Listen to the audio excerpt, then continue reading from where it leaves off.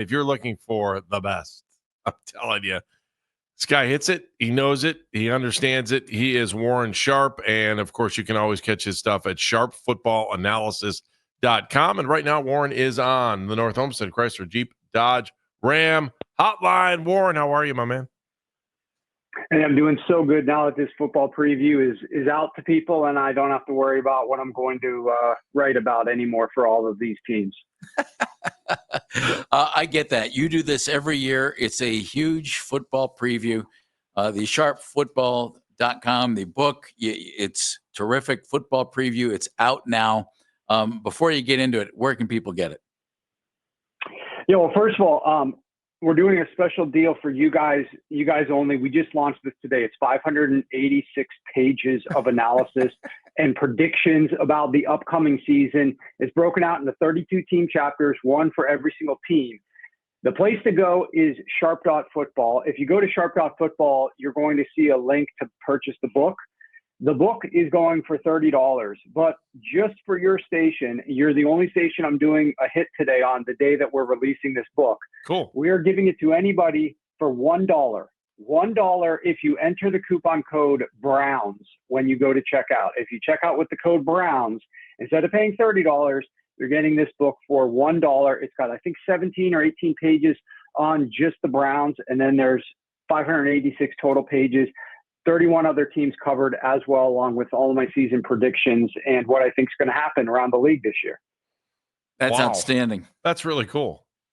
What's again? Browns is the code word, right?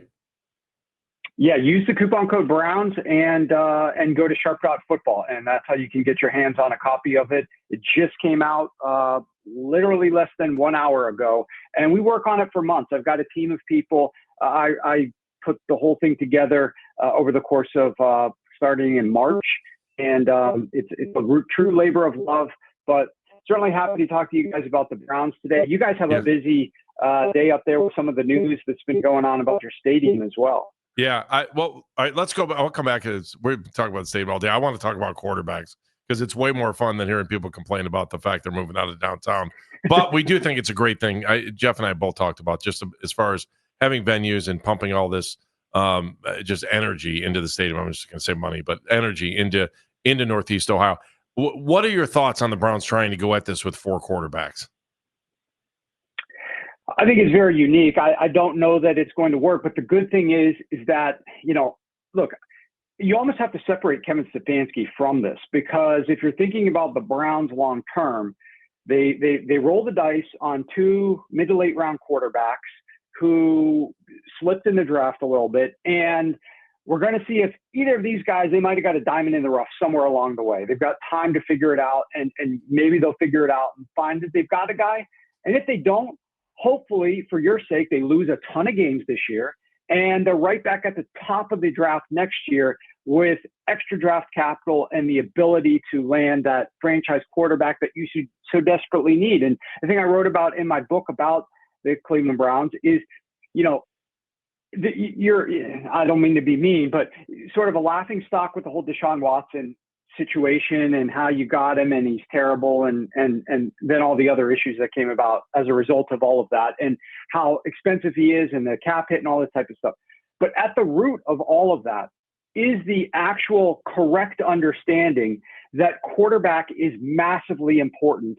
And at times it's important to take a risk to try to get a quarterback. And right or wrong, obviously at this point it's wrong. They went after Deshaun Watson, but it was a major risk for them to do that.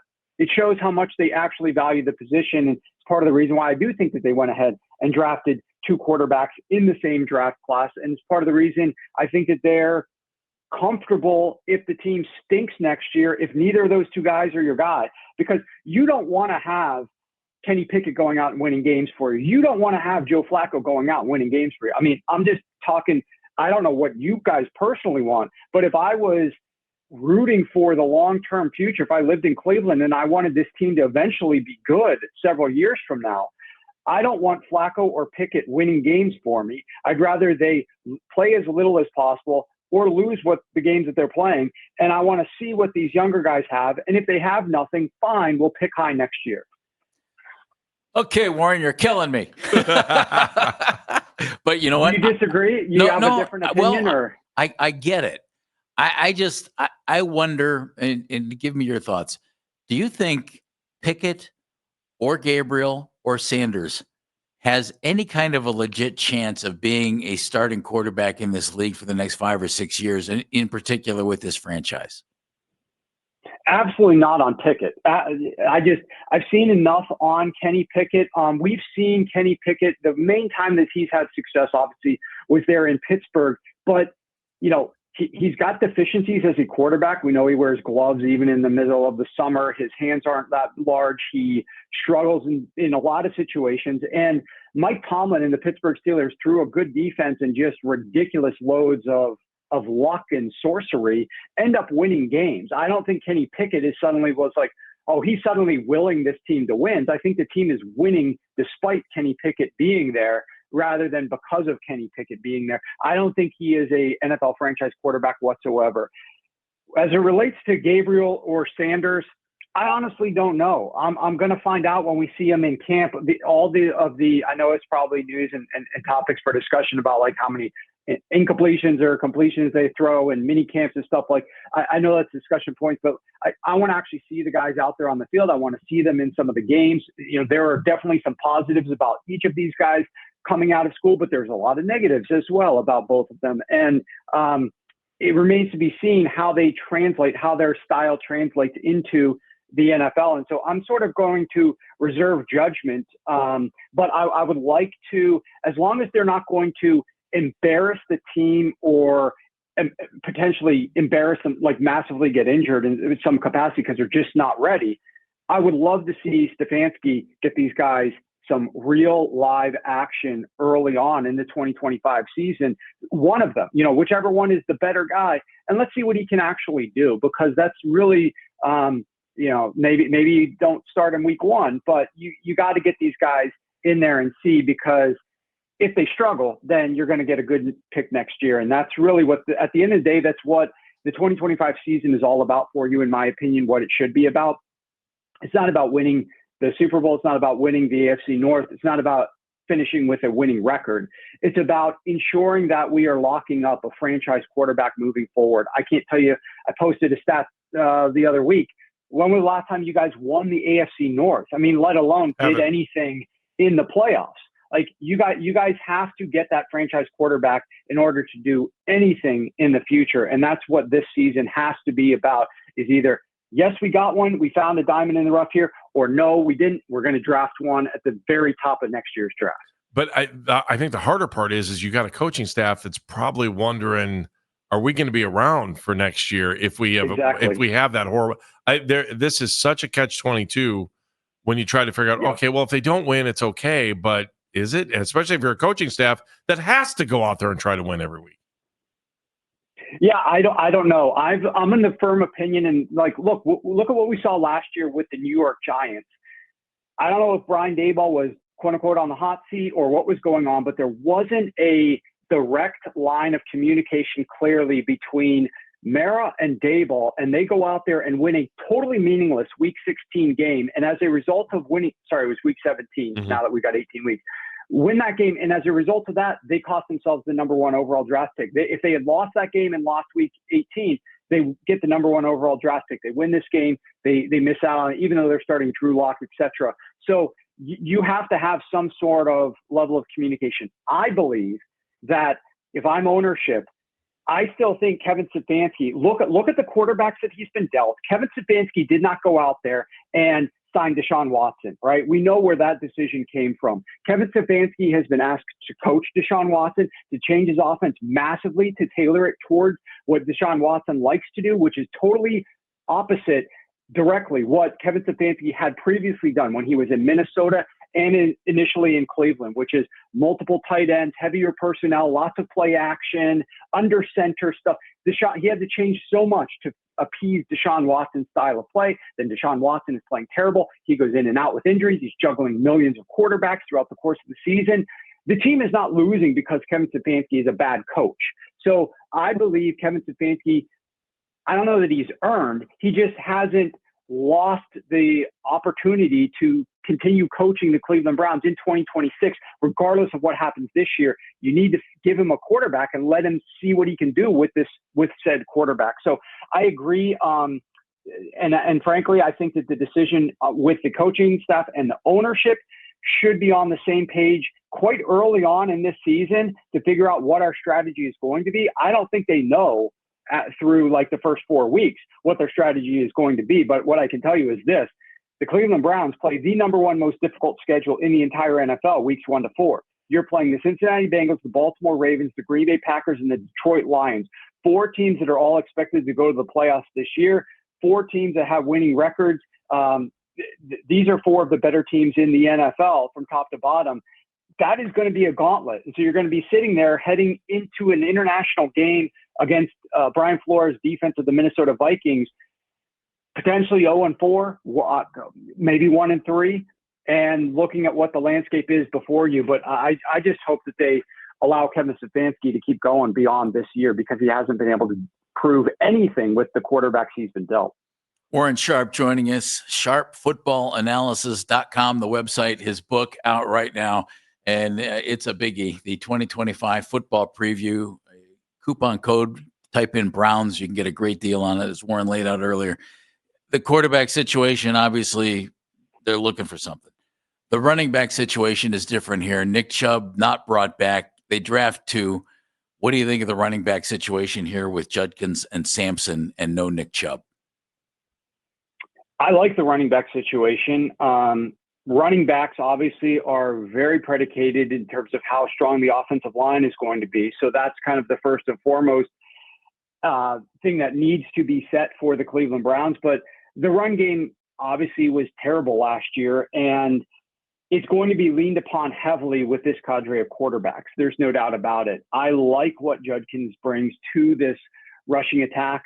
I think he brings another dynamic, obviously from Ohio State, local to that area in terms of where he played at college. I am expecting the Cleveland Browns rushing attack to be leaned on quite heavily, and they're going to have to step up this upcoming season. The good news is Cleveland Browns have the ability, I think, to lean on this run game a little bit to help support the quarterback. The bad news is I'm expecting you guys to play the 9th toughest schedule of run defenses this upcoming season. So it's not going to be easy in terms of who you're going to face. But the main thing, and I write about this a lot in the Browns chapter, which is why the run game needs to be better on first down, and all aspects of your first down offense need to be better, is because your guys' first down offense was so miserable last season. It impacted everything else, and it forced you into playing the longest distance to go on third downs, which there's no bigger factor in whether or not you're going to convert on a third down based upon your distance to go. And so because your first down offense was terrible, you had the longest distance to go on third down. What was wrong with your first down offense? Well, EPA per rush, you were dead last. Rushing success rate, you were second to worst. Passing success rate, you were dead last. And EPA per pass attempt, you were dead last. So whatever run plays that Kevin Stefanski dials up on 1st and 10 have to be a little bit more productive than what they were last season, because you guys must get some edges on first down. The cascading effect last year was you faced long distances to go on third down, and you were forced into a lot of third downs. You punted at the 2nd highest rate of any offense in the NFL. You made trips into the red zone at the lowest rate because you were punting at the highest rate. You didn't score on many drives. You ranked 32nd in points per drive. You ranked 32nd in points per game. All of these things are building on one another. And you had the 31st average halftime lead. So you were falling behind at halftime. And as a result, you didn't win any games. You ranked dead last in number of games won last year. So everything can be traced back to first down efficiency, in my opinion, where you guys were the worst in the NFL. It sounds simple, but that's where it starts and ends, in my opinion. Fix your first down offense in some degree, and everything else can improve a little bit. If your first down offense is terrible and you can't run the ball on first down, you're going to see a similar result in 2025 as you did last year. All right, Warren. You're killing me here, but I can't disagree with anything you're saying. I'm not looking for sunshine. I'm looking for maybe anything we haven't thought of. Is there anything they can do with Deshaun Watson other than pay him for the next 2 years? I don't think so. Didn't I see some report that he might come back earlier than planned? Yesterday, maybe it was. And could that be good? Could he possibly find what he had in Houston? We're hard pressed to think the answer to that is yes. I agree with you. I'm sorry. I'm here on a great day for the book, and you guys get the new stadium, and I'm just dumping on negativity here. But the stadium looks really good, though, Warren. That stadium design looks great. It looks outstanding, absolutely. But I will say what doesn't look great is the prospects for Deshaun Watson. I just think quarterback. You cannot separate a quarterback from his play caller, but it's also hard to separate a quarterback, like statistically, from his own level of confidence. And no matter when you see Deshaun Watson out there, his confidence is shattered. Like, I do not think that he believes in himself, in his own ability to go out there and perform well. And that is visible when he's out there on the field. And I just don't think he can execute Stefanski's offense. And Stefanski, like I said at the top, he has changed his style of play calling to try to appease Deshaun Watkins. I think Stefanski is not elite when he calls plays in this 11 personnel shotgun. I don't think he's as good in this style of offense as he was when he was utilizing those heavier sets and under center and play action, etc. And I don't know that he wants to be doing this, but he's doing it because this is the hand that he's been dealt. I think the offense is therefore you've got a head coach and a play caller who's not at his best, trying to work with a quarterback who has no confidence, whose talent has obviously dropped off a ton as well, and who's been injured multiple times now and sat out a lot from football. It's just a recipe for disaster, in my opinion, in terms of what Deshaun Watson might be able to bring to the table for you guys. So the cap is terrible. The way that you deferred the cap to future years and now have this ridiculous cap hit in 2026 is also terrible. I don't know the long-term answer. What I would just rather do is just rip it off like a Band-Aid. And I wrote in my preview, I'm tired of thinking about Deshaun Watson. I'm tired of talking about Deshaun Watson. The sooner he's away from the Cleveland Browns and probably just done from the NFL entirely, the better that it is for everybody, the healthier it is for everybody, because I don't think he's an NFL caliber quarterback, but unfortunately he's like that millstone that's hanging around your guy's neck from a salary cap perspective for a little bit longer. It's like the second apron in the NBA. They're one and the same. That's the way the Cavaliers feel about it too. So, hey, we do appreciate you, Warren. Thank you so much. Again, tell everybody what a good deal you can get just by listening to you today on our station. The 586-page football preview dropped today at noon Eastern. You can get it for just $1 instead of $30. Go to Sharp.Football, enter the coupon code Browns, and it's yours for $1, limited time only. Hopefully you guys, you might not like what you read about the Cleveland Browns, but it's all honest. And then you'll find some other things about some of the other teams. And hey, I am not too kind about the Cincinnati Bengals either. So if you just don't feel good about the Browns, but you also want to feel happy because I don't like the Cincinnati Bengals this year, go ahead and read their chapter. Here, you want to see more Browns? If you want to see more Browns fans, just say one bad thing about the Steelers in less than 5 seconds. Say one bad thing, and you'll get 100 more people probably from the Browns that'll want to hop in onto that. So thank you. Hey, Warren, we appreciate it. We'll talk to you soon. Hey, thank you, guys. All right, take care.